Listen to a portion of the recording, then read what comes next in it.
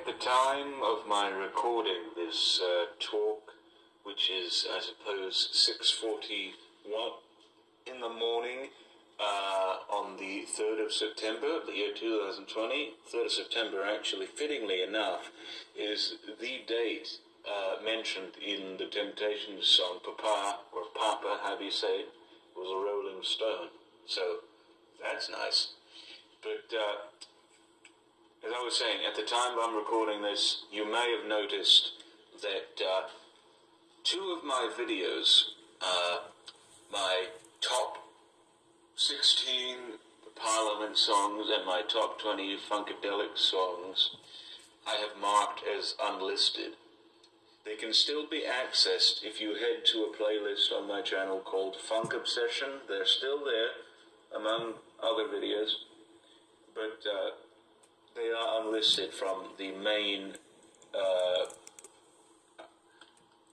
guess, retinue of videos that are displayed on the channel. And I did that for a couple of reasons. One reason was because at the time, I'm very ashamed to say this, when I recorded those videos, I had not listened to all of Parliament Funkadelic's albums all the way through. I was about maybe halfway through One Nation Under Groove. I never heard a single track of Osmium, whatever, how do you say it? I think it's Osmium. That's it, Osmium. Never heard a single track of Osmium. And, was just working my way through the albums, also because I just found out that they had put out like 4 or 5 others, which were obviously hardcore jollies. One Nation Under Groove, Uncle Jam Wants You, and the Electric Spanking of War Babies, right after Tales of a Kid Funkadelic, which is the last one I listened to on Google Play Music.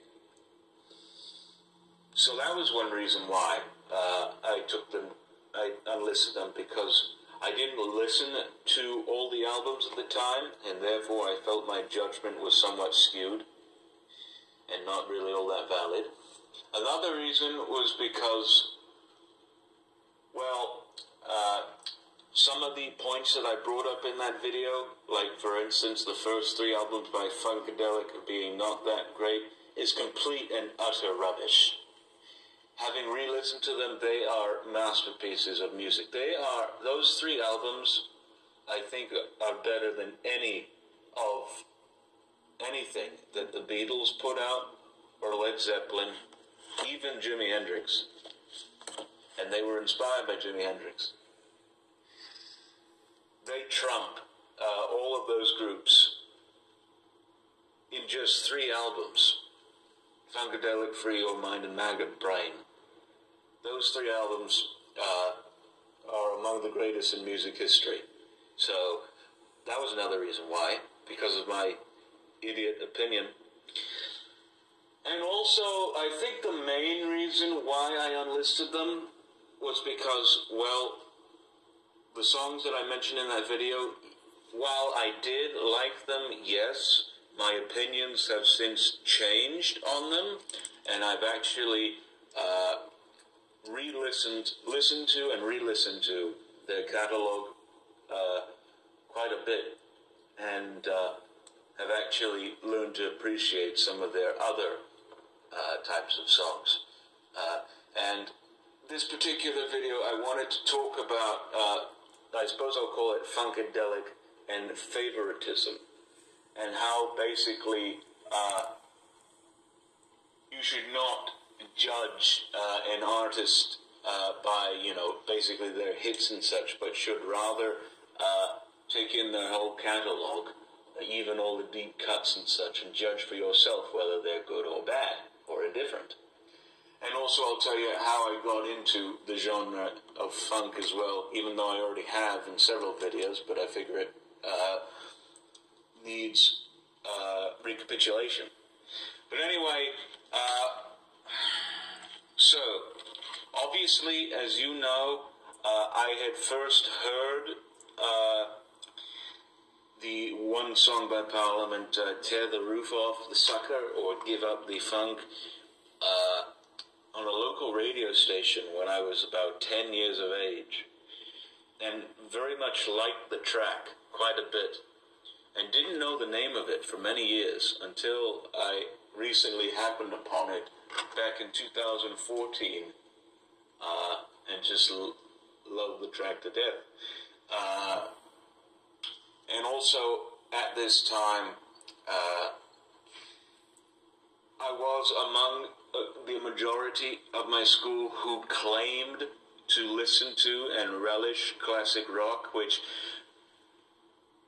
I don't care who you are, but if you say that you like a certain group, be it Rolling Stones or I don't know, Blue Oyster Cult, I think it's Blue Oyster Cult, or Mystery Oyster, I forget what the name of the group is, or Bachman Turner Overdrive, or one of those groups. If you claim to like them, you have no idea what you're talking about.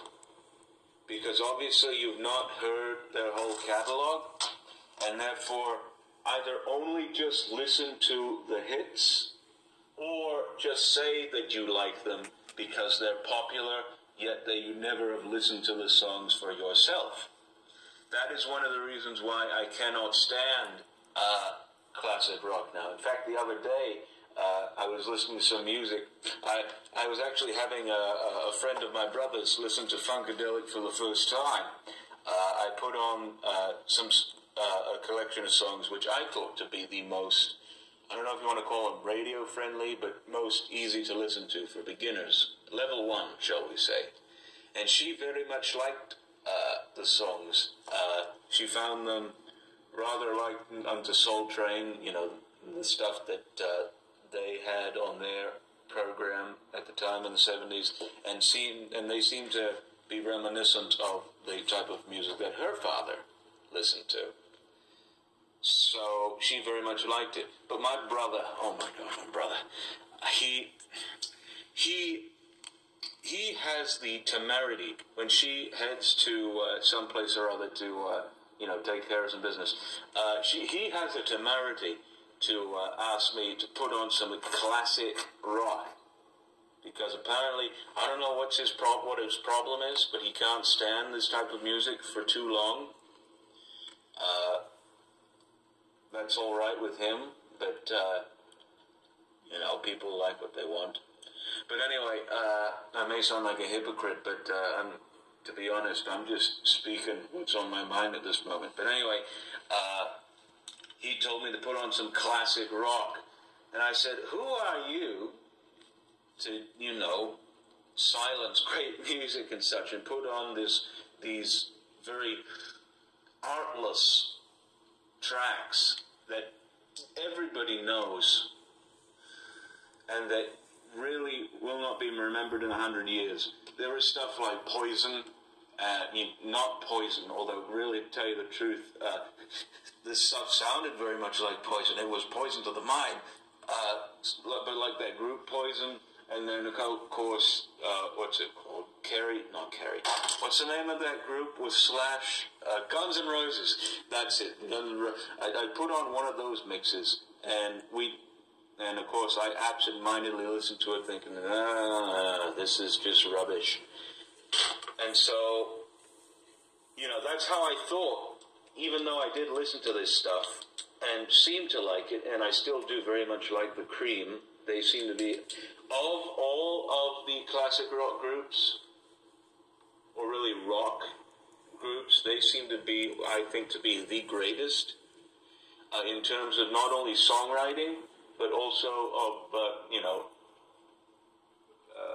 musical construction, and also the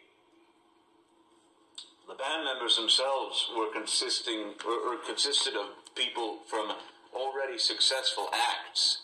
You had Eric Clapton from the Yardbirds and such, and you had Ginger Baker from Manfred Mann, or not Ginger Baker, what's his name? Jack Bruce from Manfred Mann, and of course Ginger Baker, who had done drum arrangements for other bands and such. So obviously, these great minds in music coming together and producing some of the greatest stuff that's ever been recorded is very comforting to hear. They're actually much better than the Beatles. Musically, their scope might not be as wide, but they seem to have more merit, more really just not creative influence, but just like a wider range of expression, shall we say, in more simpler tones. Anyway, back to my main point. I would listen to classic rock and such, and kind of absentmindedly do so, because also my father had liked it very much. But I had actually grown rather tired of it, found it to be rather stale, as it actually is. And of the musical genres, I believe that this will be the one that dies off the quickest. Because, to be fair, how many times have you heard a song by the Rolling Stones or, The Doors, even though the Doors are good in some respects, or Foreigner, or some other inane groups like that? How many times they pollute the radio stations and such and make it so that they're unlistenable? So many times they play these songs constantly on these radio stations to the point where they get just so oversaturated, it's just maddening how repetitious and dry they get after a while. And I'm sorry if I seem to be getting rather cross here. In fact, I should probably keep my voice down because it's pretty early in the morning. And even though I'm the only one in the house, I have neighbors, but these walls tend to be pretty thick, so I'm going to go ahead and resume. But anyway, these songs have become so banal that really, who would want to listen to them? Who really would want to listen to them after so many replays on radio stations, which before played some of the most diverse music imaginable, but really all on a wide spectrum are pretty much the same throughout. That's how I felt. I felt it got to a very mordant state of oversaturation and repetition that I pretty much got burnt out on it, and haven't really referred to the genre since about 2017 or 18, one of those.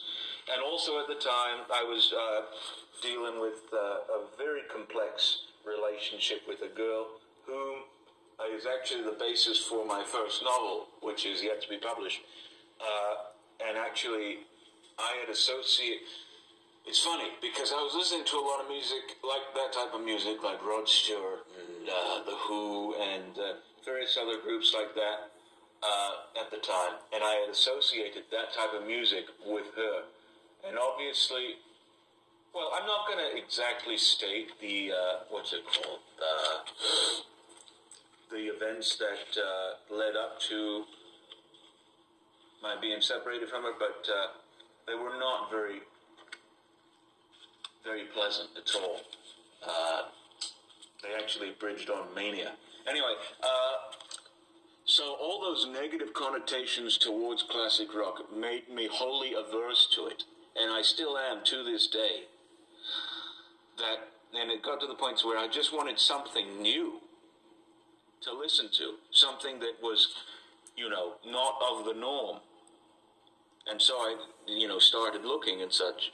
And then it occurred to me that I had listened to this one music called funk, which obviously, as you know, was made in the not 70s, but like maybe early 60s, invented by James Brown, although really he did very little for the genre itself. He did get it started, but others, obviously, I think George Clinton was the true pioneer of the genre. And James Brown, I think, he's all right. He did, like I said, he is credited for the invention of it, but others like Clinton, actually Clinton alone is probably the one who made it what it is. Anyway, so I listened to this genre of music back in however long, even on the radio, when a radio station that had their 70s at 7 block, which they no longer do have because, of course, they are of the norm now and play nothing but inane, repetitious classic rock like even Billy Idol. I hate Billy Idol. I cannot stand him. He's just rubbish. But,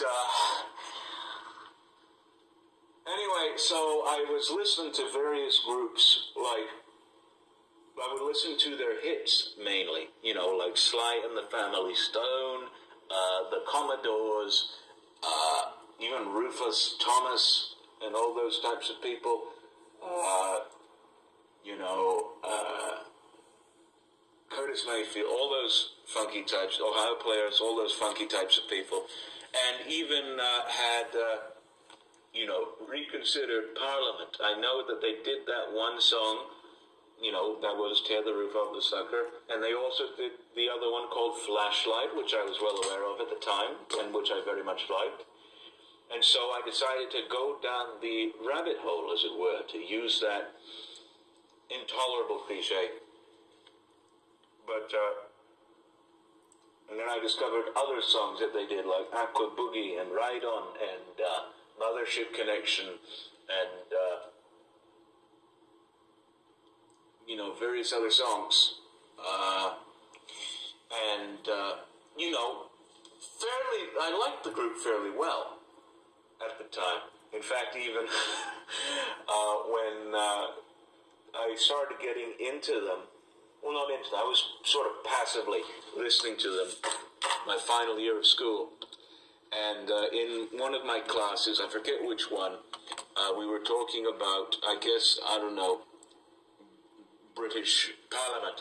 And the teacher wanted the students to answer what the name of the, you know, the British House of Commons was.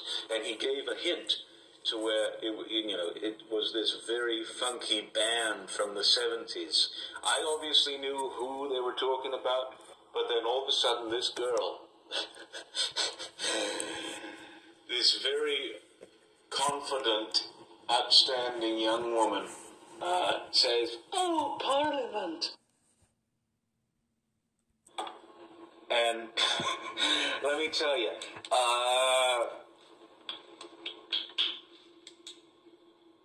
if I had not been involved with, obviously, if you stuck around with me long enough, you know I did a series of videos that I actually had to delete for my own sake, but also for the sake of another. But had that not happened, I could very well see a future with this with this girl here. In fact, I think I may have actually gone into the genre sooner had I known her, had I gotten to know her. But my goodness. Anyway, so I very much like that genre. And when I had gotten out of school, I decided to listen to all of Parliament's albums. And so I did. Well, at least the ones that were on Google Play Music, which is now a very felonious organization who feel the need to take off any artist that they would like, these great artists, and just promote hogwash. That's really what they do. And that's just what they did with Funkadelic. They took off most of their albums. The only one on there, I believe, is America Eats Its Young, which is the only original album from their canon. And obviously most of Parliament's albums are on there except for Osmium, or Osmium, how do you say it? But, so I listened from up to the downstroke, or up for the downstroke, to Trumpipulation, and had liked every single song on there. Also, one of the main reasons is because that I took down that video is because, to tell you the truth, I at least like every single song that this group has put out. From the beginning of their run up until recently, I at least like every single song. There are plenty that I love and still do, but all of them I can say for certain that I like them. So obviously I had to take that video down, not take those videos down, but unlist them because of that. Because, I just didn't feel that it was right for me to,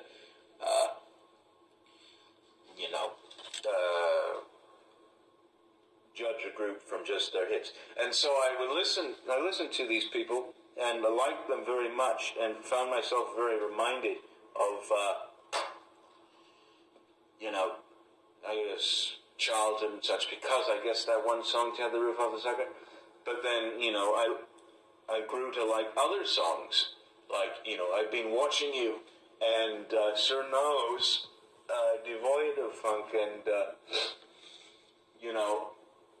Testify, and all these other songs, for their own reason, for their own greatness.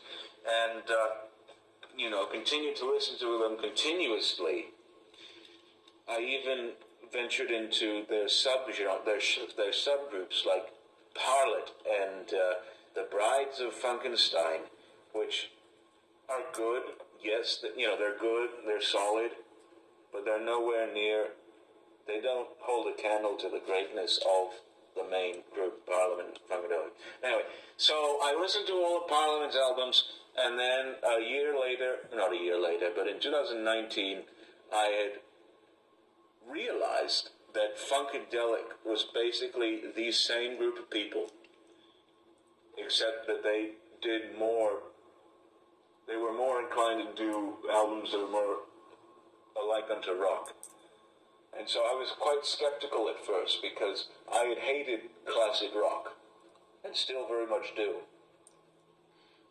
and was, not sure whether I would like these or not. And so I listened to them, from Funkadelic to, Tales of a Kid Funkadelic at the time, and just fell head over heels in love with them. I hate using cliches. I really should learn to stop using them, but that's really how I felt about them. I felt that they were the most unique,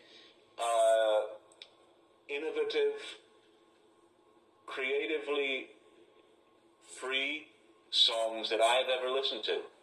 You can see that, the group was trying out different things. They were very experimental, and they weren't afraid to, include some stuff in there that wasn't very concurrent in music at the time, such as, every manner of sexual conduct, or even, drug use, actually explicit drug use, and even flatulence and such and all that, if you listen to Wars of Armageddon, and also all these other themes and such, that I just fell immediately in love with the group, their album specifically. And so then I found out when I was doing this video, the videos, the top 10, whatever, that dropped the microphone, that they had put out 4 or 5 more, and I listened to them, and I found them to be also exceptionally great, to be actually some of the best music, if not the. Well, that's kind of a stretch, because the Moldau is still one of the greatest pieces of music I ever listened to. Maybe some of the best music I ever listened to. And so, I listened to all these songs and such, and actually compiled them into a playlist. And,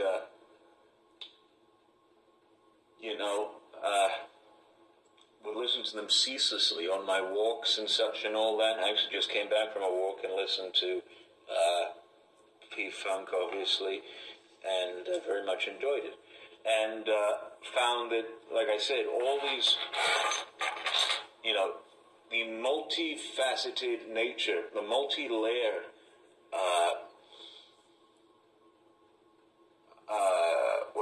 physiognomy of their work was just so captivating to me, and actually inspiring too. I actually did experiment in songwriting. For those of you that don't know, I experimented in songwriting on behalf of this group. I don't think my songs are very good, and I don't know, I'm musically incompetent. I don't know how to play an instrument. I don't have the greatest singing voice. In fact, I have a horrible singing voice. But I can write lyrics fairly well. But I guess what I did instead was I took the melody of their songs and wrote my own lyrics to them. It's not very good, but I'll get there someday. We'll see. But anyway, I just found it to be so new and unique, this type of music. And it pained me that no one else that I knew seemed to listen to it, or even really to like it very much. Because to tell you the truth, this group got the most bad rap you could ever think of in music. George Clinton did not get all of the accolades or respect that he did so truly deserve. That it's just awful, really, it is. He was a genius. But anyway, I just was very crestfallen that nobody in my circle, actually I didn't even have a circle at the time, but nobody that I knew of seemed to like this music as much as I did. Nobody even listened to it.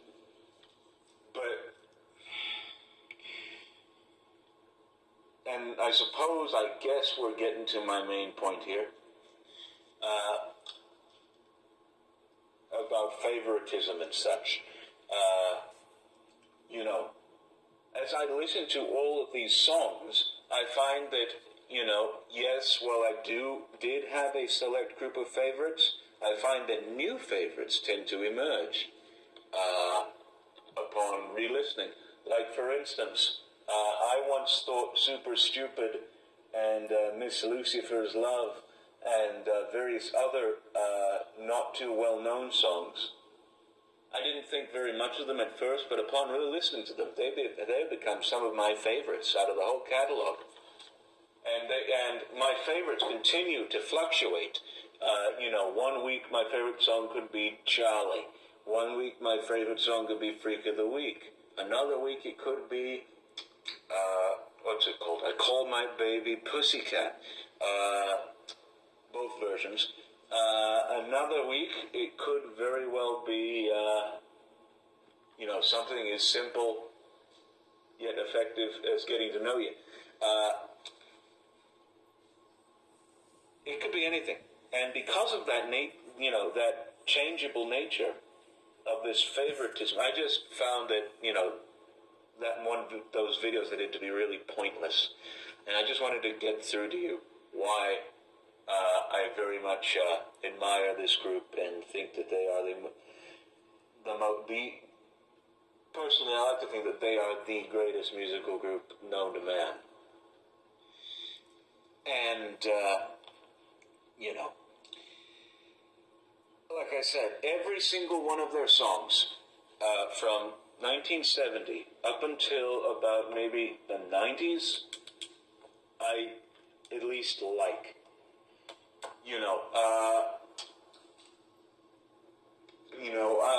What I think to be Funkadelic's not worst, but least impressive, most disappointing, or no, just like least great album is Uncle Jam Wants You. And I thought for quite a while that Freak of the Week and Not Just Knee Deep were the only two tracks on there that were really worth listening to. I have since had a change of face, or heart, rather, with that album, and have actually thought that Field Maneuvers and even Holly Wants to Go to California were of merit. Though a couple, two other tracks like Star Spangled Funky and Uncle Jam Wants You are not necessarily all that great, but I still, like I said, have had second thoughts on it, which contributes to, obviously, the main reason why I took those videos down, or unlisted them, was because my opinions keep changing on this group. And the more they change, the more I tend to love them, and the more that, well, like I said, the more I tend to love this group, and the more I tend to see in myself new tastes in music and such. And it got to the point where I was listening to this group, and I, listened to others, like, for instance, Sly and the Family Stone, Ohio Players, let's see, who else? Isley Brothers, all those. And, very much liked the genre itself. But none of those groups, not even Sly and the Family Stone, none of those groups seem to compare with the greatness and majesty that is Parliament Funkadelic. And none of those groups even have have had such a wide influence in music, from the whole hip-hop scene to, the way certain bands act and behave and such, to this new album by Childish Gambino, who is also Donald Glover. That one album, Awaken My Love, that has Clinton all over it. Never has any other group had such a huge influence and such a huge scope in music. The Beatles may have embellished certain elements of rock, but they've never been the Space. They have never been the Space. I can tell you that much. And I'm basically rambling here, but, as I was saying, my opinions of the group changed drastically and all the time. And like I said, even in inferior albums like The Clones of Dr. Frankenstein and Uncle Jam Wants You, I tend to think are still quite good. They are actually better than, trust me, their worst, quote-unquote, worst albums are better than some of other people's best albums. And I can tell you, I guess, maybe one thing that is certain with this whole favoritism thing. The two albums from their entire catalog that I think will outlast the others, if such a thing were to happen, the ones that I think will live on till eternity, will be from Parliament, Mothership Connection, which obviously is possibly one of, if not the most inspirational album that has ever been written. And perhaps the most misjudged album. Very few people that I find have listened to that album beyond the single track, Tear the Roof Off. All of those tracks, everyone from Wants to Get Funked Up to Mothership Connection to Unfunky UFO, Super Groovalistic Prostifunction, I believe I said that right, obviously Handcuffs, Tear the Roof Off, and The Night of the Thumposaurus Beetles. All of those tracks are just among the best in music history. And like I said, they were so inspirational, inspired all these movements in hip-hop and, conventional music and such and all that. And, no other group that I can think of really ever did that to such an extent. And that is why I think that album will live on.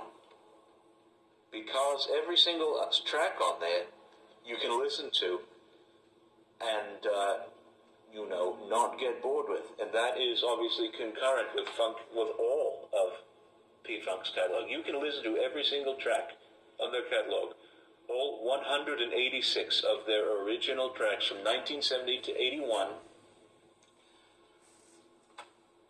and you will find not a bad one. Not even their slow songs. Even, like I said, I hate ballads. I don't know about you, but I hate ballads. I cannot stand them in funk. I think they're kind of self-contradictory. I mean, you're making one type of music. Why do you got to do this? Why save this for the other people? You know, you're trying to make something that is full of rhythm and soul and syncopation and all this, but yet you sing these sappy love songs. We don't need that in albums. I'm getting rather cross again. I'm sorry, but we don't need that. Funkadelic have managed to blend the, appeal, if you want to call it appeal, of ballads, but, with the, I guess, what is it called, flavor that of their music, of, funk and such, and just make them utterly splendid, and, probably the best example of what ballads should be. And they're catchy as hell, songs like Soulmate and Smokey, and as I said, I've been watching you, and We Heard Too. All those songs are just so, they did it right. And so, as I was saying, every single song of theirs is good. And now to get on to the other album that I think will live. This is from Funkadelic, and this album is America Eats Its Young. Among all the albums, this happens to be my favorite, mainly because of its musical diversity, of its prescience, and how it tends to echo through humanity and such, and how really prophetic a songwriter Clinton was at the time, and how, wide its scope is, and, just the meaning behind all these songs is so multifaceted, and like I said, so prescient, and it's just a musical masterpiece. And the range of music, you can have a song like, for instance, That Was My Girl, which is, a very kind of a Motown-ish type of song with a bit of an acid type of a flair to it. You can have a song like, what's it called? Everybody's Going to Make It, which is a ballad, but is done right. You could also have a song called, I Call My Baby Pussycat, which is a very hard, visceral track, very fast-paced, very aggressive, everything that, a track like that should be. Very provocative even, too. A lot of their music, I don't care what you say about Prince and his catalog, Prince is overrated. And that one song he did, what's it called, Nikki or some Darling Nikki, that one, I was not impressed by. None of his stuff is as dirty, or will ever be as dirty, as some of what Funkadelic have come up with. I mean, no head, no backstage pass, a prick. Let's see, what other songs do they have there that are rather red-bold and such? No Compute. Those songs, I'm surprised that the adult advisory warning was not invented 10 years prior to when it was, or 20 years prior to when it was, because, like I said, they kind of like how Mel Brooks did in his film Blazing Saddles, when he had, depicted these cowboys, having beans around a campfire, and then, they had experienced flatulence. Nothing like that was ever seen in cinema, and therefore it struck people as rather odd and amusing and very revolutionary. And thus is the same case with Funkadelic. They were so revolutionary and would just do all of these things that, other musical groups and genres were scared to. They were so courageous. That's another reason why I think they should live. Anyway, as I was saying, a very hard, visceral track, I Call My Baby Pussycat is. And also, this further proves that, they are far more dirtier than Prudence would hope to be, even though he's dead. The title track, America Eats Its Young, I kid you not, is the hottest orgy ever recorded. Just listen to it, and you'll see what I mean. But those albums, both of them, I believe are the two that will outlast the rest, most likely. Although, to tell you the truth, I think that all of them will live equally for millennia. But these obviously will make their mark on history, music history, and be among if not the greatest albums that have ever been recorded. So I thought I may as well make that video, or make this little talk, telling you why it is that I had, unlisted those videos, and why, how my opinions on the group keep changing, and how I continue to love them more and more. Even, like I said, even some of their stuff in the 80s, like, computer games and You Shouldn't Have Bit Fish and such, and even their 90s stuff like The Awesome Power of a Fully Operational Mothership, I very much like. They've never really lost their touch all that much, except, of course, when you get to 2014 and you get that sorry excuse for a comeback. First you've got to shake the gate. Oh, that was something. Although there are some tracks on there that do harken back to their early career, but never really will capture the brilliance of it at all. And that one album they did, what's it called? Medicaid Fraud Dog, is slightly better than the other one, but not by much. So, like I said, all of their stuff, no matter which song you listen to, other than those recent two albums,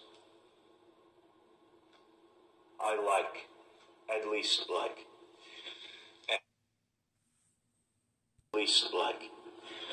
And, my opinions on them, I favorite one over the other constantly. It changes. It's on constant rotation, which song I like and which song that I don't. Or not don't, but I favor more than the other. Which is why to categorize sort of categorize them into a list and, to basically segregate one from the other, it's pointless to do, because how could you do it? You can't judge an artist by what you perceive to be their best songs or even their hits. You have to take it all in, their whole catalog as a whole, and therefore enjoy it for what it is. And that's just what I've done with Parliament Funkadelic, and that's what I will continue to do until my very dying day. I just hope you enjoyed that video and gave you an insight as to why it is I unlisted those. We'll see you next time.